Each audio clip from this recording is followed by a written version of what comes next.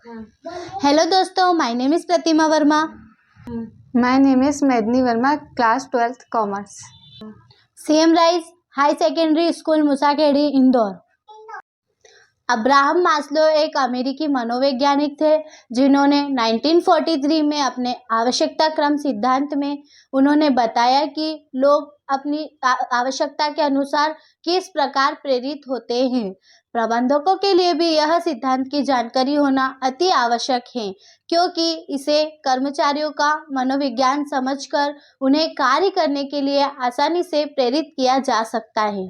Maslow के आवश्यकता क्रम सिद्धांत, जिसे हायरार्की ऑफ नीड्स भी कहा जाता है।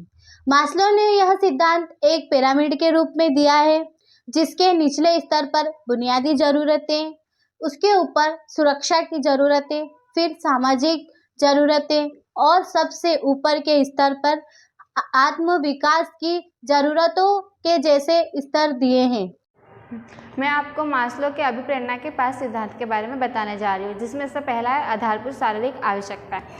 ये वे होती है जिसमें जो कर्मचारी कार्य कर रहा है उन्हें बेसिक सैलरी मिलनी चाहिए, जिससे वो अपनी बेसिक नीड्स जैसे रोटी, कपड़ा, मकान आदि ज़रूरतों को पूरा कर सकें। उसके बाद आती है सुरक्षा की आवश्यकता। ये वे होती है जो कर्मचारी कार्य कर रहा है उसे पद में सुरक्षा, पेंशन, आय में नियमितता के स्रोत होने चाहिए। और उसके बाद आती है संस्था में जुड़ाव। व्यक्ति जहाँ कार्य कर रहा है, अगर उसका मतलब अपने मैनेजर से या फिर अपने जो साथ में कार्य कर रहे हैं, अगर उनसे अच्छा और मित्रता का व्यवहार होगा तभी वहाँ पर काम करेगा, वो उसे संस्था से जोड़े रखेगा। उसके बाद आता है मान सम्मान की आवश्यकता।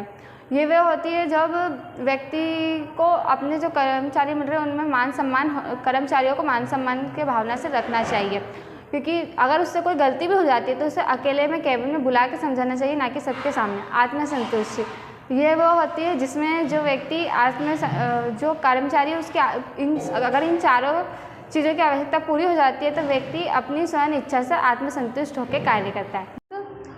इसलिए उपयोग किए जाते हैं ताकि जो मैनेजर होता है वो अपने कर्मचारियों को और काम करने के लिए प्रेरित कर सके तथा उनके बीच में संबंध स्थापित हो सके। इस सिद्धांत की कमियां, सभी पर यह सिद्धांत लागू नहीं होता। सभी की जरूरतें अलग अलग होती हैं। सभी लोग एक जैसे प्रेरित नहीं होते।